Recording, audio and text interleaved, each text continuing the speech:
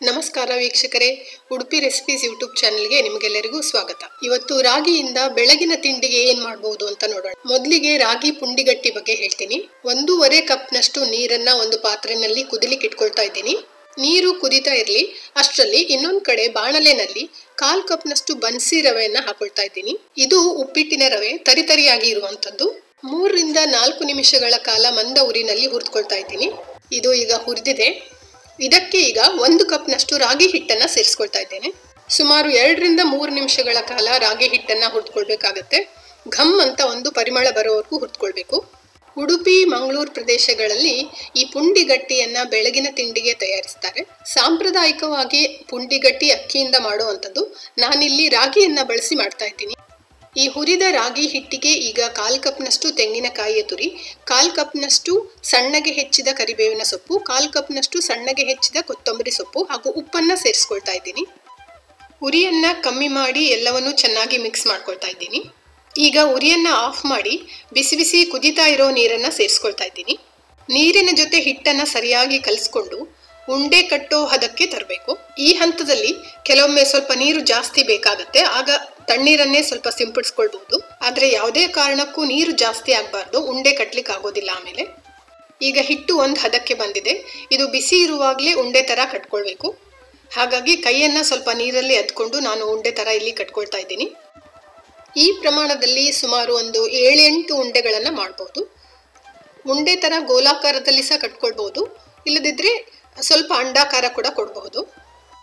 ಈಗ ಇಡ್ಲಿ ಬೇಯಿಸೋ ಪಾತ್ರೆನಲ್ಲಿ ಈ ಎಲ್ಲ ಪುಂಡಿಗಟ್ಟಿಗಳನ್ನ ಸುಮಾರು 15 ನಿಮಿಷಗಳ ಕಾಲ ಹಬೆಯಲ್ಲಿ ಬೇಯಿಸಬೇಕಾಗತ್ತೆ. ಖಾರವಾದ ತೆಂಗಿನಕಾಯಿಯ ಚಟ್ನಿ ಜೊತೆ ಈ ಪುಂಡಿಗಟ್ಟಿಯನ್ನ ತಿಂತಾ ಇದ್ರೆ ತುಂಬಾನೇ ಖುಷಿ ಆಗುತ್ತೆ. 15 ನಿಮಿಷಗಳ ಕಾಲ ಬೆಂದು ಪುಂಡಿಗಟ್ಟಿ ತಯಾರಾಗಿದೆ. ನಿಮ್ಮ ದಿನವನ್ನ ಪ್ರಾರಂಭಿಸಲಿಕ್ಕೆ ಇದೊಂದು ಆರೋಗ್ಯಕರವಾದ ತಿಂಡಿ. ಇನ್ನು ಸಕ್ಕರೆ ಕಾಯಿಲೆ ಇರುವವರಿಗೆ ಸಾಮಾನ್ಯವಾಗಿ ವೈದ್ಯರು ರಾಗಿಯನ್ನ ಆಹಾರದಲ್ಲಿ ಬಳಸಿ ಅಂತ ಹೇಳ್ತಾರೆ. ಈ ಬೆಳಗಿನ ತಿಂಡಿ ರಾಗಿಯನ್ನ ಬಳಸಿ ಮಾಡುವಂಥದ್ದು. ನೀವು ಕೂಡ ಪ್ರಯತ್ನಿಸಿ ವೀಕ್ಷಕರೇ. ನಿಮ್ಮ ಅಭಿಪ್ರಾಯವನ್ನ ಖಂಡಿತ ನನಗೆ ತಿಳಿಸಿ.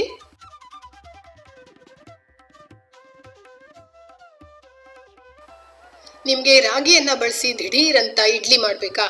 ನೋಡಿ ಹೇಗೆ ಮಾಡೋದು ಅಂತ ತೋರಿಸ್ತಾ ಇದ್ದೀನಿ.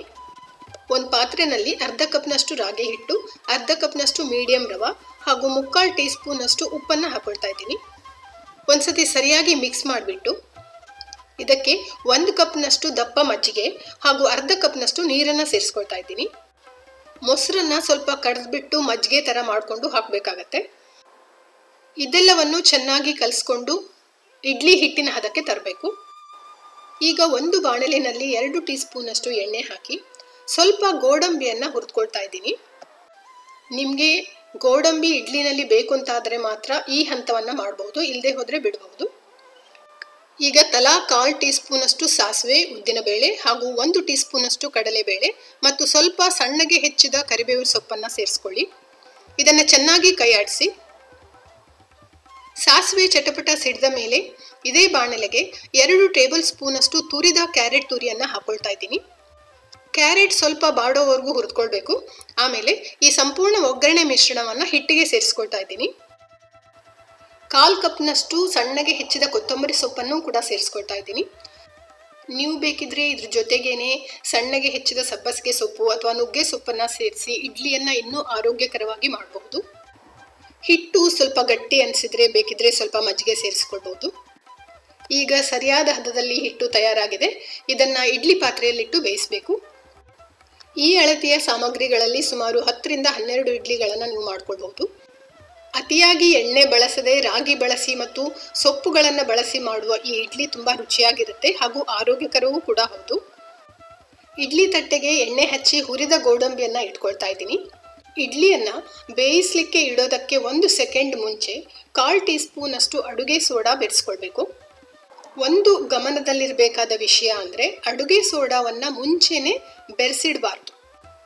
ಈಗ ತಯಾರಿಸಿದ ಈ ಹಿಟ್ಟನ್ನ ಇಡ್ಲಿ ತಟ್ಟೆಗೆ ಹಾಕಿ 15 ನಿಮಿಷಗಳ ಕಾಲ ಹಬೆಯಲ್ಲಿ ಬೇಯಿಸಿ. ಹೀಗೆ ಬೆಂದ ಈ ಇಡ್ಲಿ ತುಂಬಾ ಮೃದುವಾಗಿರುತ್ತೆ. ಇಡ್ಲಿಯನ್ನ ಖಾರವಾದ ತೆಂಗಿನಕಾಯಿಯ ಚಟ್ನಿ, ಸಾಂಬಾರ್ ಮತ್ತು ಸಾಗು ಜೊತೆ ಸವಿಯಬಹುದು. ನಿಮ್ಮ ದಿನವನ್ನ ಪ್ರಾರಂಭಿಸಲಿಕ್ಕೆ ಇಡ್ಲಿ ಯಾವತ್ತಿಗೂ ಒಂದು ಒಳ್ಳೆ ತಿಂಡಿನೇ. ನೀವು ಕೂಡ ನಿಮ್ಮ ಮನೆಯಲ್ಲಿ ಈ ಇಡ್ಲಿಯನ್ನ ಮಾಡಿ ನೋಡಿ ವೀಕ್ಷಕರೇ. ನಿಮ್ಮ ಅಭಿಪ್ರಾಯವನ್ನ ನನಗೆ ಬರೆದು ತಿಳಿಸಿ. ಧನ್ಯವಾದಗಳು. ಮುಂದಿನ ವಿಡಿಯೋದಲ್ಲಿ ಸಿಗ್ತೀನಿ.